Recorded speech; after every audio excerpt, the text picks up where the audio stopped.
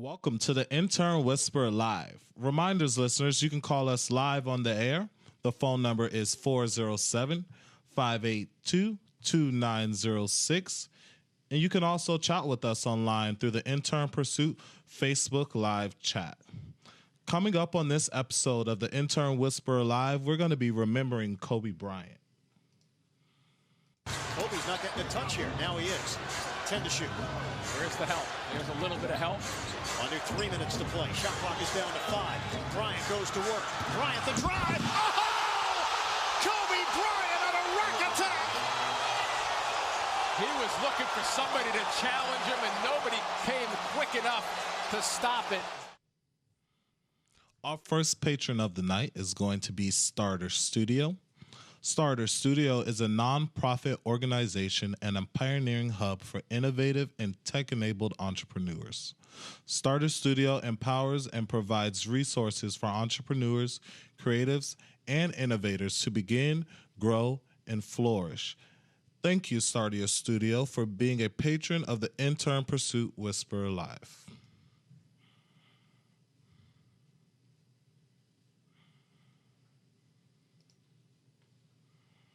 Follow your passion first. When I retired from the game, I sat there asking kind of all the wrong questions. What's the biggest industry I can get into? And it's all the wrong stuff. And you got to sit there and ask yourself, okay, what am I truly passionate about? What do I enjoy doing?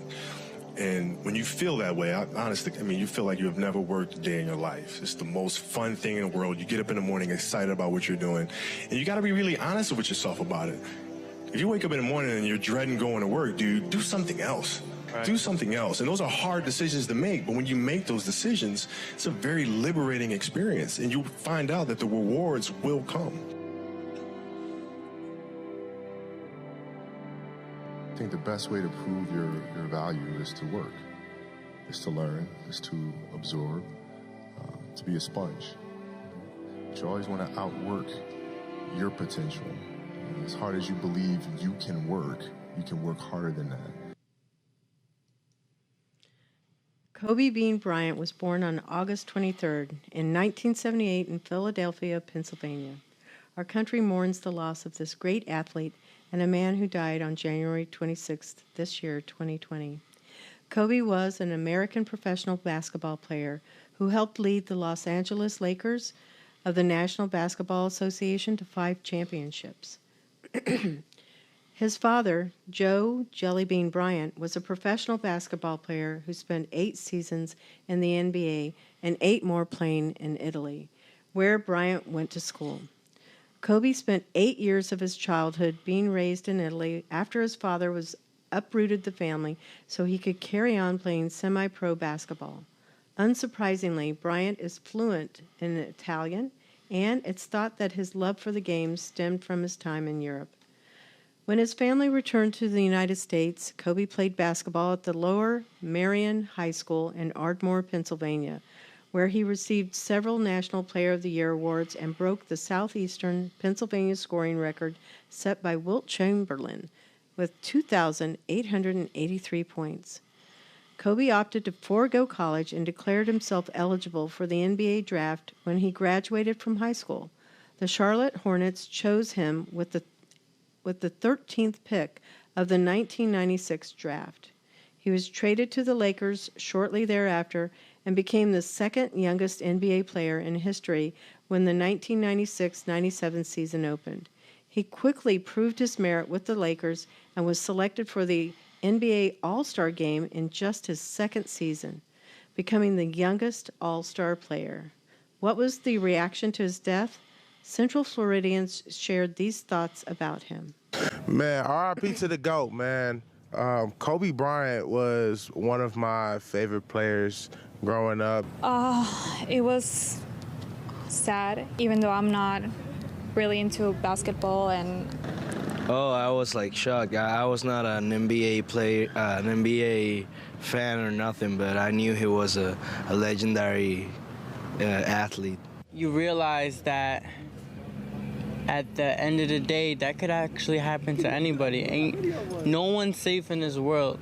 That's why you gotta live your dream the way you want to live your dream. At least he was able to live his dream. Oh, that was shocking. That was like very shocking because like no basketball player died yet. Yeah, but yeah, man, RIP to the GOAT, man. Loved Kobe. We loved his daughter as well.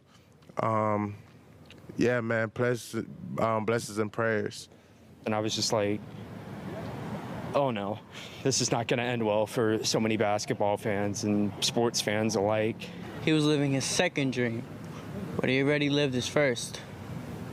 His daughter's death hit me more on a personal level. Everyone was heartbroken, and it's just not a great way to start off 2020. And so many other people, you know, passing away too. It's not the greatest thing in the world. And he was a legend and will always be remembered as a legend. And he's really loved by everybody and will always be. My prayers just go to him and his family and every single one of his fans. Kobe's basketball career. Bryant entered the National Basketball Association directly from high school, and he played his entire 20-season professional career in the league with the Los Angeles Lakers. In 2008 and 2012 Olympics, Kobe represented the United States and won gold medals both times, playing alongside big names like Kevin Durant, Carmelo Anthony, and LeBron James. Bryant won 5 NBA championships. He was an 18-time All-Star, a 15-time member of the All-NBA team, a 12-time member of the All-Defensive team, and was named the 2008 NBA Most Valuable Player. That's the MVP. And was also the 2-time NBA Finals MVP winner.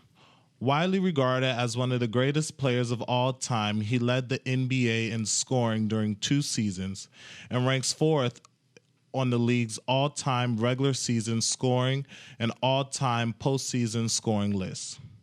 When Kobe left basketball, both numbers he wore during his career, 8 and 24, was retired by the Lakers on December 18th, 2017.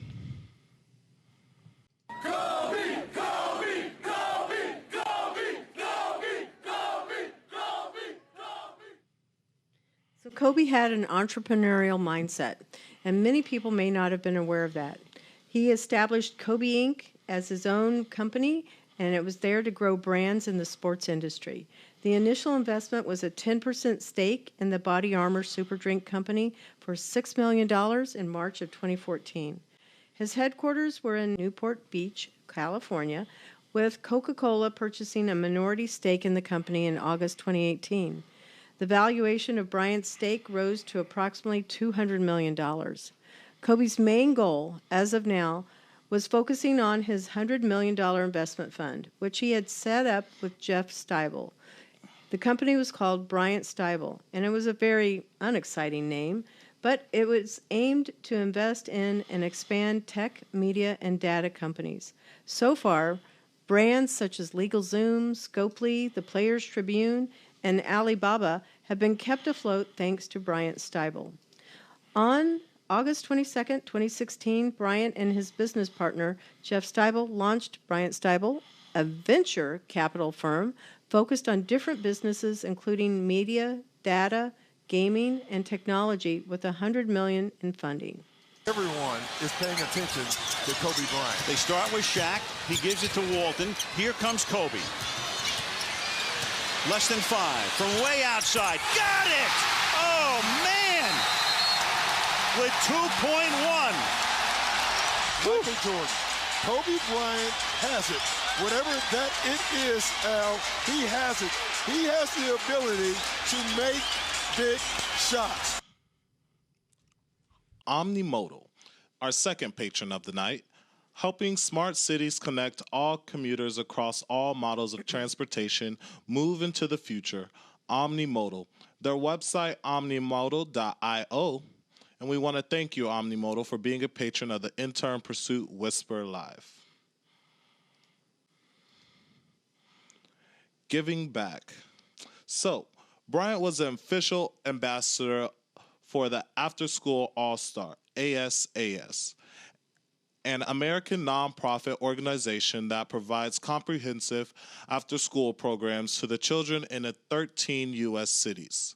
Bryant also started the Kobe Bryant China Fund, partnered with the Sung Chang Ling Foundation, a charity backed by the Chinese government. The Kobe Bryant China Fund raised money within China marked for education and health programs. On November 4th, 2010, Bryant appeared alongside Zach Braff and Call of Duty Black Ops launch event at the Santa Monica Airport. There, they presented a $1 million check to the Call of Duty Endowment, an Activision-funded and nonprofit organization that helps ventures transactions to civilians' careers after their military service ended. In 2015, Bryant wrote the poem Dear Basketball. And 2 years later, it served as the bias for a short film of the same name, which he also narrated. The work won an Academy Award for Best Animated Short Film, and in 2018, Bryant published the book, The Mamba Mentality, How I Play, in which he describes his approach to basketball. The title reflected a nickname he bestowed upon himself during his playing days, the Black Mamba. Together, his wife Bryant funded the Kobe and Vanessa Bryant Family Foundation, KVBFF, and its goal are helping young people in need, encouraging the development in physical and social skills through sports, and assisting the homeless. Bryant spoke of the injustice aimed at homeless people who are blamed for the situation, saying that homelessness should not be ignored or made a low priority. Bryant said he wanted more out of the life than just a successful basketball career, but more in general.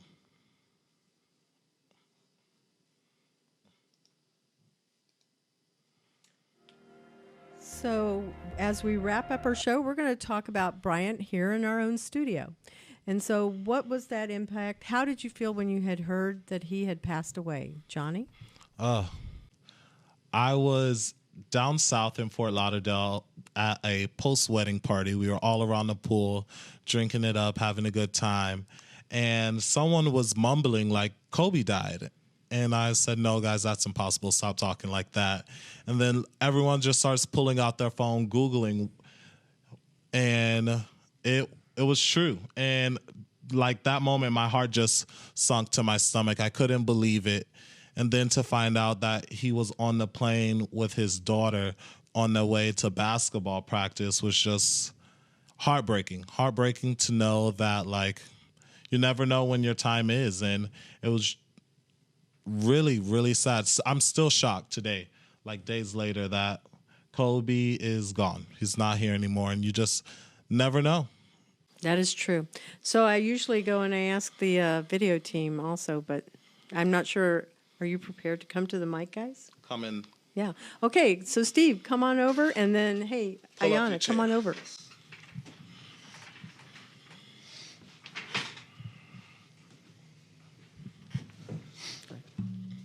Yeah, so in the video we watched with the interviews, someone mentioned that no NBA players have really died yet.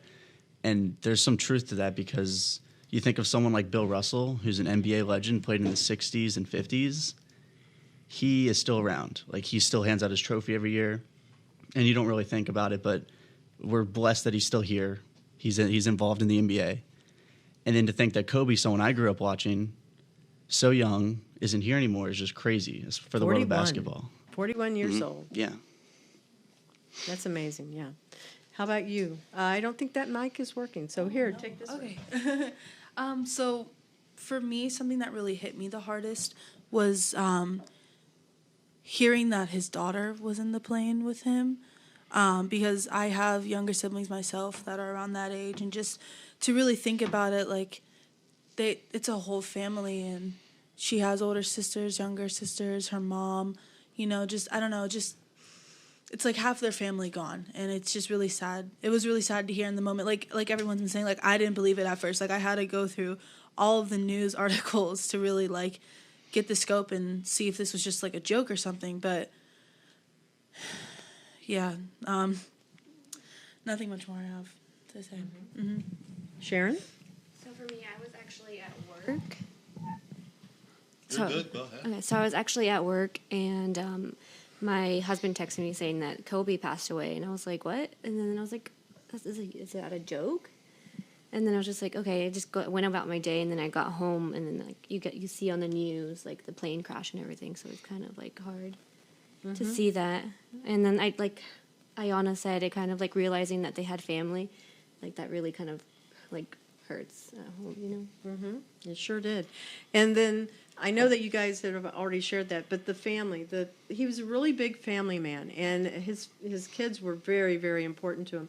So I cannot even imagine what that's like for the wife and the other two children that are there, you know, because he was 41 years old, incredibly young, and to not be able, it's one of those things, it's like, where were you when the towers got hit? Where were you when, if you go through history, big events that really made an impact, Martin Luther King's death, whether it was John F. Kennedy's or the Challenger when it exploded. These are always the things that actually pinpoint a place in our life when we go, I remember where I was and when that happened. And so he was somebody that was really loved by many, many Americans here, especially basketball fans. And he achieved accomplishments that were just not even imagined at the time, to be somebody that could beat Wilt Chamberlain's record and to be the youngest player that won all of these awards. That says quite a bit about his work ethic. So for Kobe Bryant and all of those that love him, this is just to remember you at this point in time, and just remember that, just as Johnny said, you never know when your time is up, so you want to make every moment that you have count.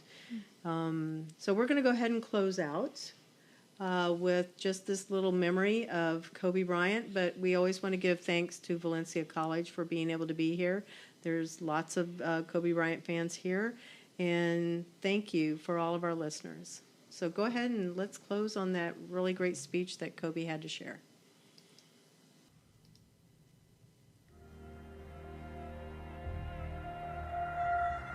Once upon a time, there was a young basketball player who had dreams of becoming one of the greatest basketball players of all time. 17 years old, with the hunger, the motivation, and a desire to be the best possible basketball player that I could be. I have decided to skip college and take my talent to the NBA.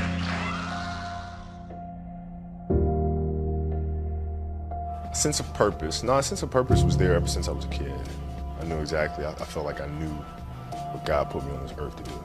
I just played the game of basketball, I just loved it so much. And once I came to the NBA and I looked around, I saw all the guys that weren't working as much as I was, then I started to understand that, you know, how I went about it is hard work. To me, it was just, I just love what I do, so I want to do it as much as possible. You know, now it's time to go in there and it's time to do some work. Can I, look inside and say, okay, what was the genesis for me? Who inspired me to get to this point? You know, when I face adversity and I look at it as a challenge or an opportunity, where did that come from? You know, who did I learn that from? Did you set goals when you started in the NBA? Did you have goals at that point? Certain things that you wanted to do? Yeah, it was really simple for me at the time, which is win as many championships as possible.